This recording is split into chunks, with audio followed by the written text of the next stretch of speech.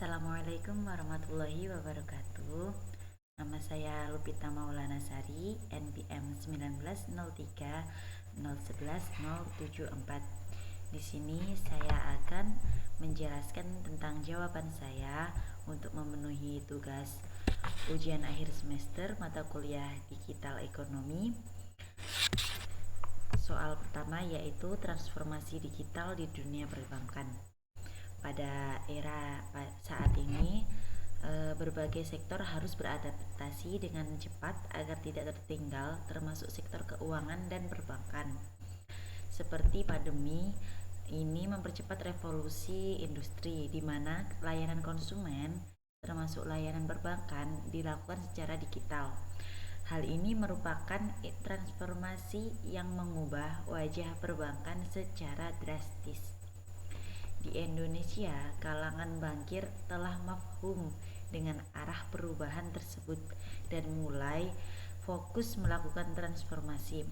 Salah satunya yaitu PT Bank Mega yang beberapa tahun terakhir ini telah mengembangkan digitalisasi dan informasi dengan membangun infrastruktur pendukung dan mencari talenta terbaik untuk mempercepat proses digitalisasi.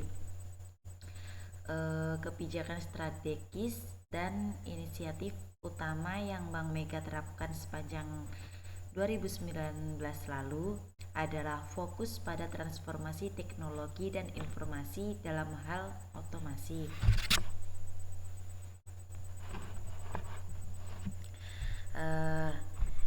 Dalam hal otomasi dan digitalisasi untuk mendukung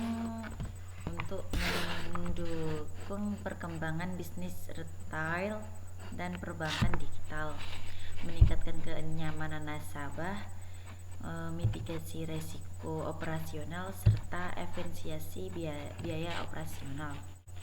Sebagian dari ekosistem CT Corp, Bank Mega akan menjadi hubungan keuangan di antara perusahaan-perusahaan lainnya di grup.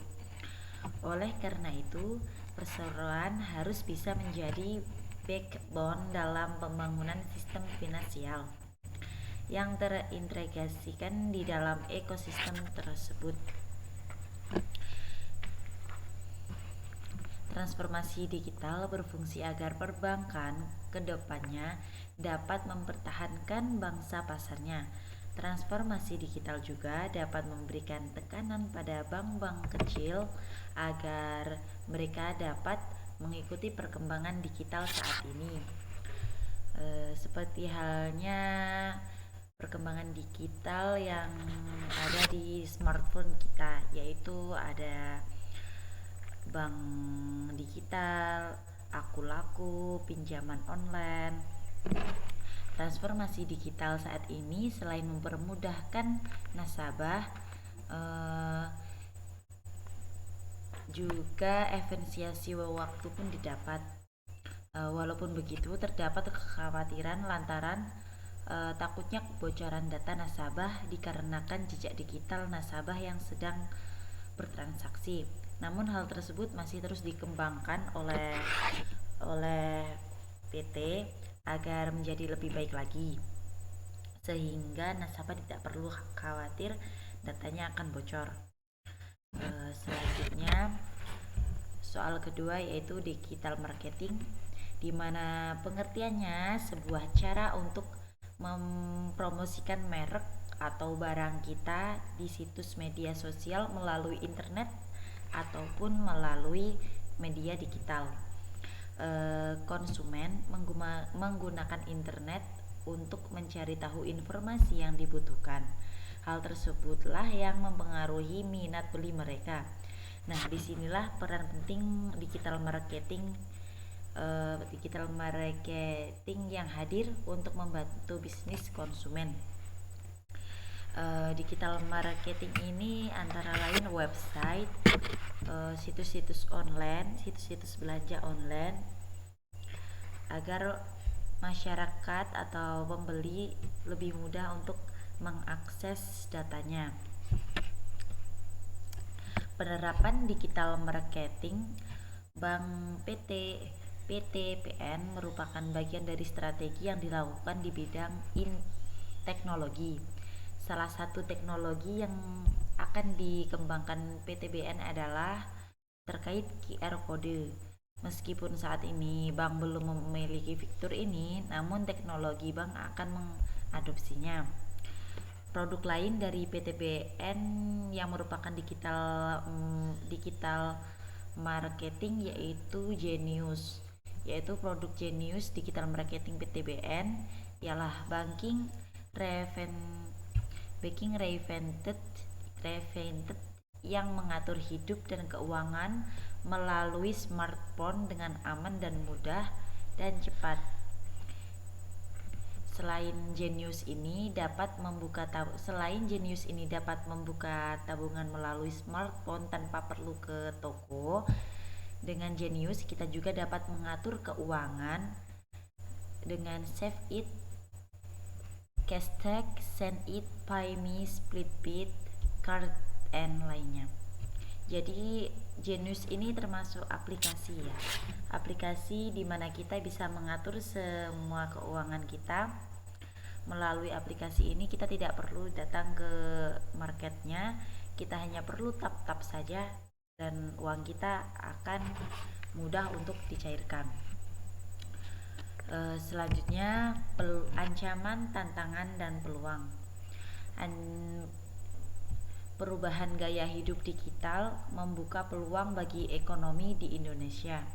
Salah satunya yaitu memanfaatkan teknologi digital seperti toko online, ojek online, selebgram, youtuber, tiktokers, dompet digital, paylater, pinjaman online, yang mana saat ini marak sekali pinjaman online dengan bunga yang katanya sedikit, padahal itu bunga itu namanya riba. Dengan digital ekonomi ini memudahkan masyarakat untuk berbelanja, untuk meminjam uang, dan efisiensi waktunya. Namun di sisi lain terdapat ekonomi digital ini juga terdapat ancaman bagi bisnis maupun profesi yang sebelumnya marak, antara lain toko-toko offline di mana yang sebelumnya nasabah membeli ke tempat, tapi sekarang karena adanya digital ekonomi tidak perlu ke tempat pun, jadi mereka sudah dapat barangnya. Namun yang offline ini yang ketinggalan berita tentang digital ekonomi, maka mereka akan berkurang pendapatannya. Nah, apalagi tentang profesi, di mana kasir-kasir, penjaga tol sekarang ini sudah tergantikan oleh mesin. Maka dari itu digital ekonomi ini juga merupakan ancaman bagi era-era sebelumnya. Tantangan yang harus diatasi guna membawa ekonomi digital ke ranah penggunaan yang lebih tinggi, yaitu isu keamanan data pribadi dan keuangan dengan teknologi digital yang masih terus menjadi isu yang tak kunjung usai. Banyaknya kebocoran data seperti yang sudah disebutkan sebelumnya, serta penipuan online menjadi tantangan agar diperbaikinya lagi situs-situs digital ekonomi agar data pengguna tidak bocor. Karena kalau data pengguna ini bocor, yang dirugikan tidak hanya satu pihak tapi banyak pihak, karena mereka ini faktornya mencuri dan menghabiskan. Jadi tidak hanya pihak yang kebocoran, namun pihak bank juga akan merasa dirugikan karena harus mengganti. Begitulah jawaban dari saya. Apabila ada kesalahan saya mohon maaf. Saya akhiri. Wassalamualaikum warahmatullahi wabarakatuh.